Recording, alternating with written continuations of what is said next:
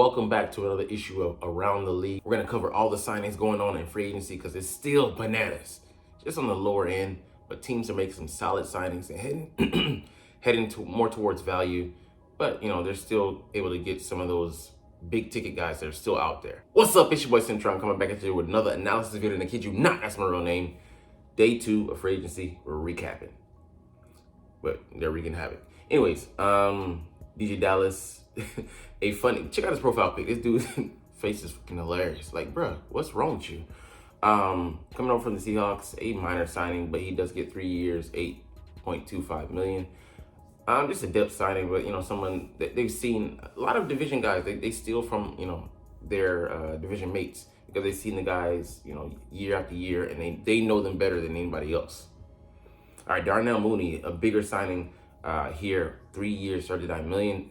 Same contract that Gabe Davis got.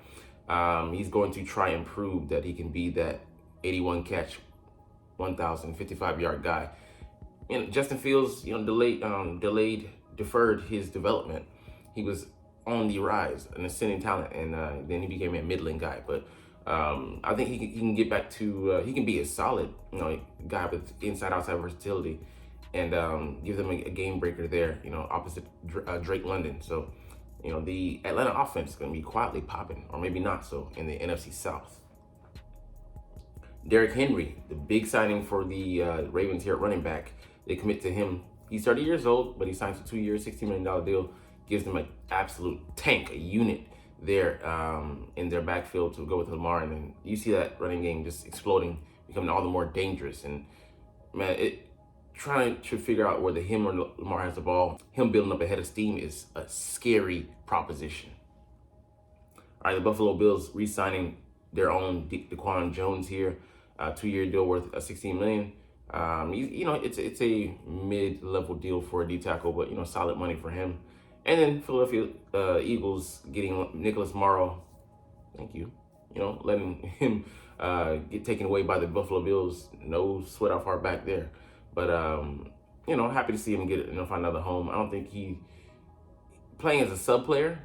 That's fine, but he should have never been a starter for us. Trust your eyes. We cut him in training camp, and we brought him back in case of emergency. That happened, and oh shit, basically. But all right, big move here. Deontay Johnson gets traded from the Steelers to the Carolina Panthers, giving them their speed element. I don't know if it was last year, but I think the year before, 2 years ago, he had a 1,000-yard season. He's a game breaker.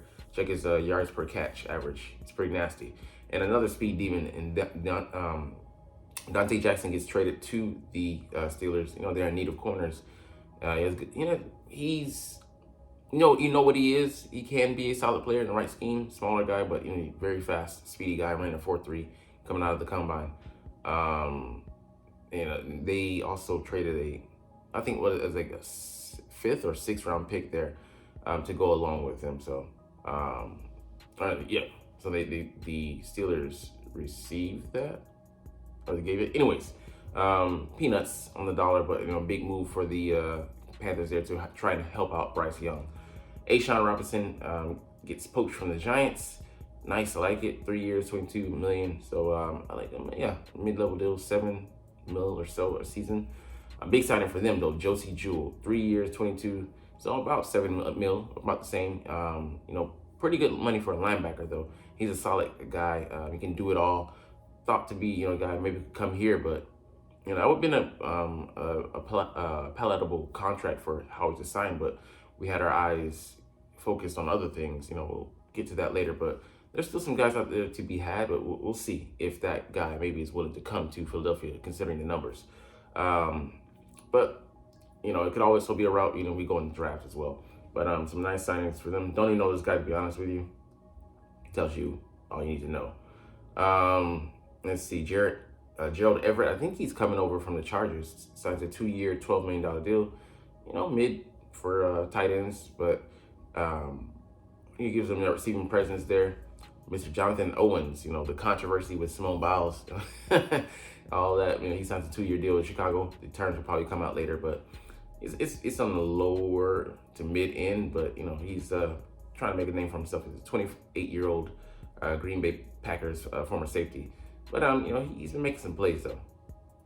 All right, Mike Gesicki signs a 1-year deal coming from I think the Patriots, 3.25 million. Yeah, I mean, definitely on the lower end. You just saw what the other tight end above got, but kind of a bounce back year for him. They'll see what he's going to be able to do, and then he'll try to have a resurgence next year in the market. Joe Mixon being traded to the Texans. Man, the Texans are making moves, bro. The AFC South has been put on notice. I think they won it last year, so they should be the favorites to repeat. But the AFC in general, I was watching like, damn, they had a who? So we'll see. Cleveland Browns are signing FSU's own famous Jameis. I gotta claim him, even though I'm ashamed to do it. But signs a 1-year deal worth about $4 million or so to back up Deshaun Watson. So maybe gives him a guy who could start a handful of games. You don't want him to really start more than that, but maybe he can do a little something for you for a 5-finger discount. Crabbing. Anyways, Dallas Cowboys not really signing anybody, so we'll skip over them. Meek Robertson, 2-year, $9.25 million deal. Don't really know who he is or where he's from, but the contract speaks to being a lower end deal. So he's most likely the depth signing. Keyshawn Nixon, the star punt returner, kick returner, signs. I don't know if he returns, but I think he returns kicks. But anyway, special teamer, 3-year, $18 million deal. So they're probably looking for him to play a bigger role in that secondary. Don't sign him for just for under 6, which is like a mid-level contract for a safety, to let him just return kickoffs and stuff, and it's a dying part of the game anyways. But maybe he's probably going to replace Jonathan Owens or take some of his snaps. But he's a dynamic player, and he's solid in coverage as well. So we'll see how he continues to grow. But Joe Mixon being added to that mix there. Devin Singletary exits, and he comes in, a seemingly better back, but he's struggled with injuries as of late.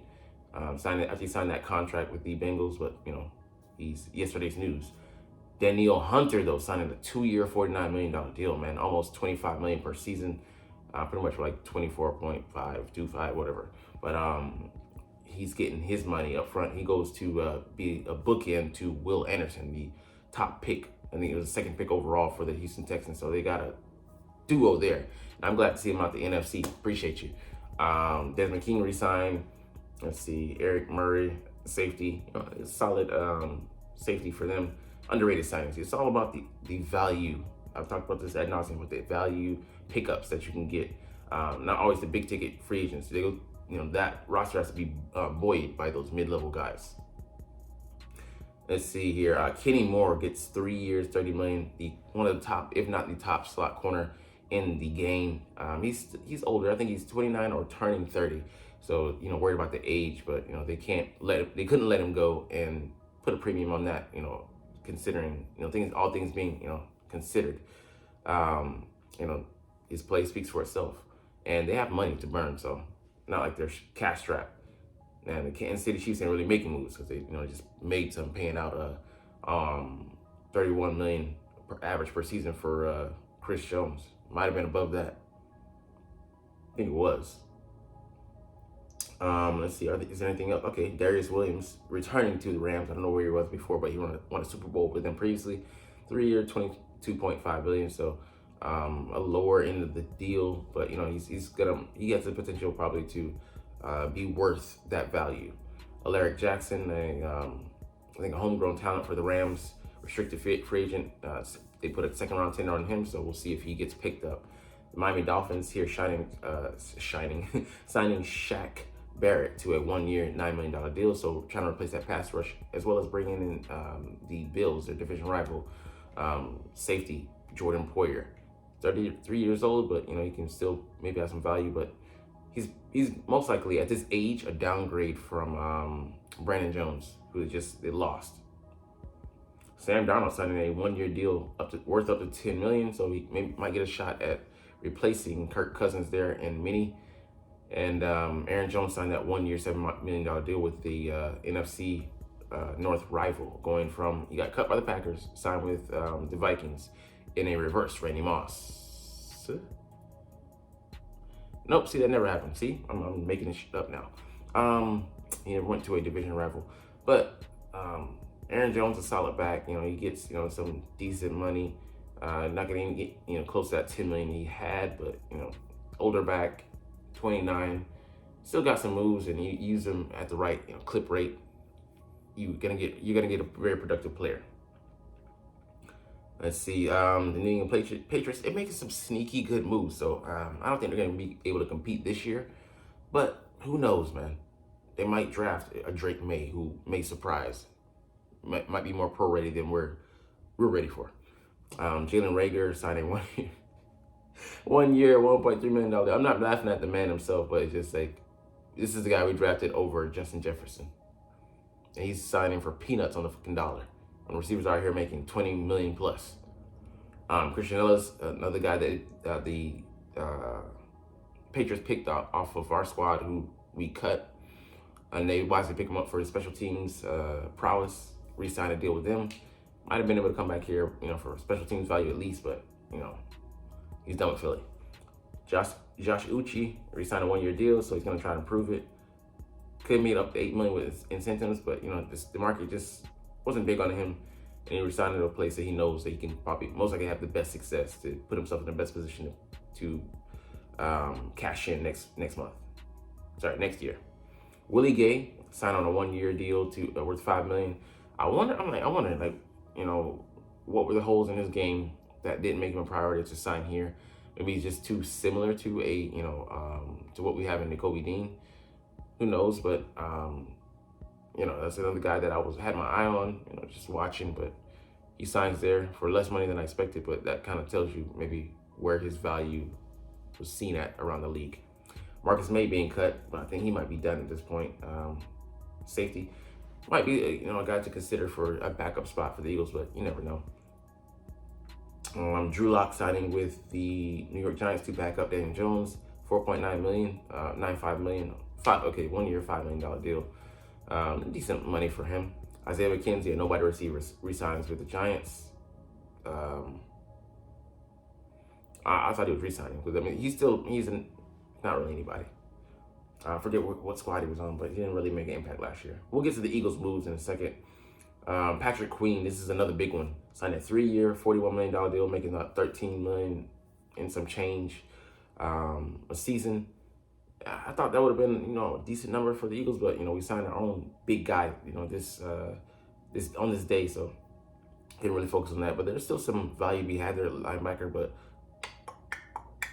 who knows? Time's ticking. We'll see what's remaining, because we could always go, you know, wait until training camp and all that stuff, because you can't get everything at once. You know, always having a good, you know, free agency season, and you know, some things are going to be lost. At least he didn't lose out and lose what he did last season in the same position. All right, Jordan Elliott, don't really know him. 2-year, $10 million deal, so he tells me he's like a mid-level guy, but it's definitely a step down from a guy like Eric Armstead.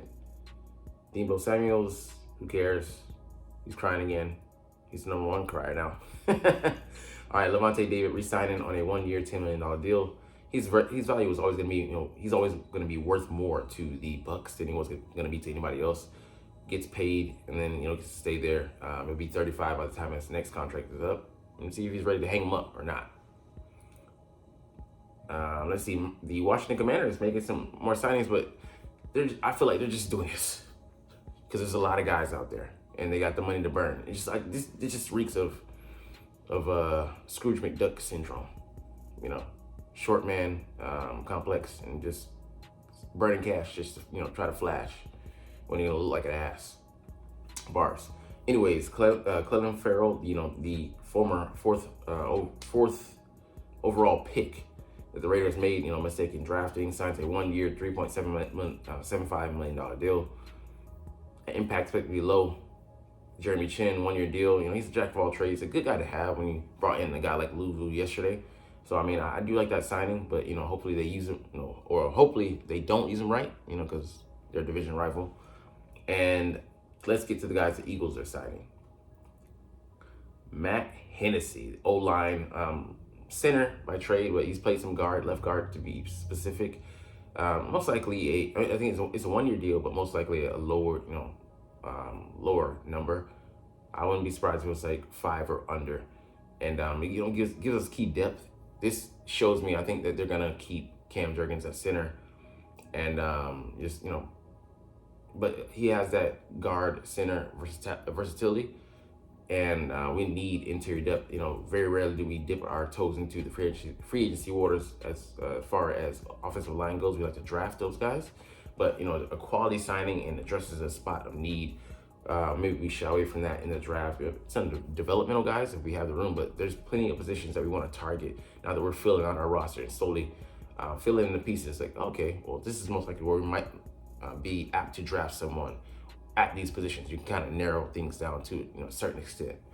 But the big signing, okay, we'll get to that in a second. Brady Mann coming back on a 2-year extension. I'm glad to see him back. After the first 3 games, he really stabilized the unit and got better. The best average as far as a punter goes, 50 yards, averaging 50 yards over the course of the last games. I forget what record he set, but it was pretty substantial. Gives us stability there. So finally, an upgrade definitely over Aaron Sipos. And Rick Lovato, 1-year extension. He's a good long snapper. Shout out to him. But the big news that you came here for, but that you're not even watching. But anyway, I'm gonna talk about it anyways. Chauncey Gardner-Johnson is back on a 3-year deal worth up to $33 million. So that's not even, there might be incentives, not laden, but to hit that number. I really want to see what the raw numbers are, but we got a deal on him. I said it was going to be, he would top out at 13 to 14 million. 11 million per season, that's a bargain. And it's an upgrade over what he got last year, $6.5 million deal, and then $8 million that he was gonna get with the contract that we had averaging a 3-year, $24 million deal. So, he gets his money, he's happy. And, it wasn't a bridge burn in how he did learn, because in the past he probably wouldn't have, been open to receiving this guy back. But we do welcome him back with open arms. An upgrade there. It's only him and Reed right now, but feel a lot better going into that this year.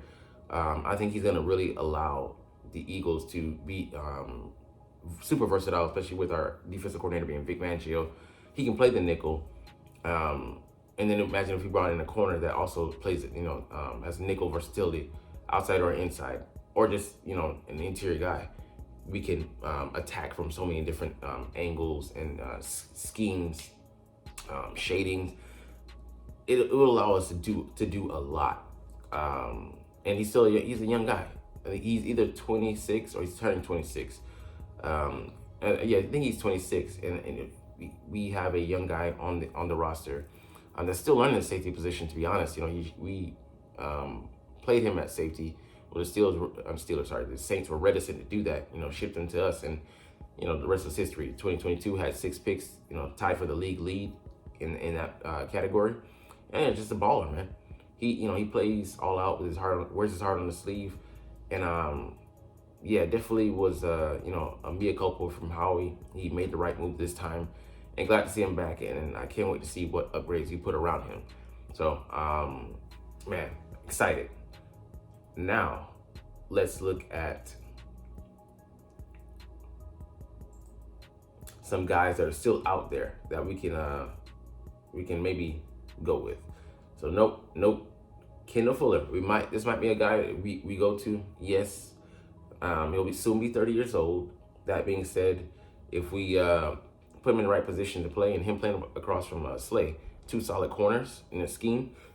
You need corners in the Vic Fangio scheme, especially guys that can play zone coverage like him. As long as it's not too pricey, it'll be I think good, one of the best value pickups for us, if not the best. Not a lot here, man. We're done with starting safety caliber safeties. I would love to have this guy, but he's like a Chauncey Gardner light, maybe I would say, maybe more athletic. But we did sign a guy, Devontae Parker. That's who I forgot. 1-year deal. And New England's gonna pay. It's a $4 million contract. New England's paying 3. We're paying like 1.25 or something like that, 2.6. So it's really worth nothing. He's coming in to compete for the number 3 spot, but really I see him as a number 4 because he really plays on the outside the majority of the time. not really an inside guy, but he could allow maybe Devontae and AJ to move inside on those plays. But he's not that player. 2019, he's far removed from that season. 1,200 yards he picked up, but that's many moons ago. I still be looking to upgrade. Could cut him at any time and wash your hands and lose nothing. So this guy could potentially still be a play. But we got some quality people here. I wouldn't be opposed to the experience for the 5th spot on our roster. I mean, he's probably gonna get starters money, even though he's injured. So it's gonna be a bargain for somebody. Christian Fulton, you look at his past tape. It juxtaposed against his current tape, this past year. You're worried, concerned, but he could be, a value pickup. If you believe. Devin White, the money could be an issue. Still protracted to make 11 million average over I think a 2-year contract worth 21 million or so. Still too rich for our blood, but who knows, man? The longer the market goes on, the numbers are gonna come down. So who knows? Could be a guy we look at, or a guy like Baker from the Dolphins. A solid guy. Would be a solid pickup. But I think he's in somewhere in the range of a Josie Jewell. And I don't think he's that good in coverage. So you're going to get a limited player.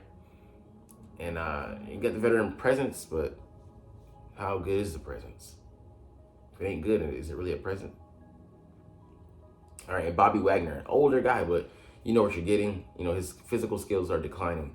That being said, he will, to some extent, set the pace and definitely be able to teach, these younger guys how to do it. But again, I don't want to go that route. I'm tired of it, to be honest. KJ Osborne could be a guy you look at. Good number 3. Yeah, I agree. What the money looking like? And does Kellen Moore what does he think of him? That's what matters the most. And I think those are all the guys that we would be looking at, realistically speaking. One guy that is back in the NFC East, Jalen Mills. He signs a 1-year deal with the Giants, our rivals, of course. It's good to see him, still collecting the paycheck. I'm not saying it in a disrespectful way, nothing like that. I didn't even intend it like that, but got to see his career being extended in the league. But, come game time, no love to be shown, but, I do love that boy. But that's all we're going to get into today, but, not really, heavy hitting. A lot of things still happening, though. And like I said, week 2, week 3, you're going to get some deeper value. And week 2, where the real value is, but week 3, those precious finds where, you turn over 50 stones and find that one gem, that oyster and that pearl. I mean, that pearl and that oyster that nobody saw. But anyways, I'm going to get out of here because my voice is like... So we're going to finish up, but I love talking about the Eagles and I love making these videos, so it's all good. We're going to fly the coop, but it's fly, Eagles, fly. Let's say bye. Like, comment, share, and subscribe if you Thanks for watching. Check me out at Cintron Anime, Cintron Life, or Cintron Laughs, or other social media.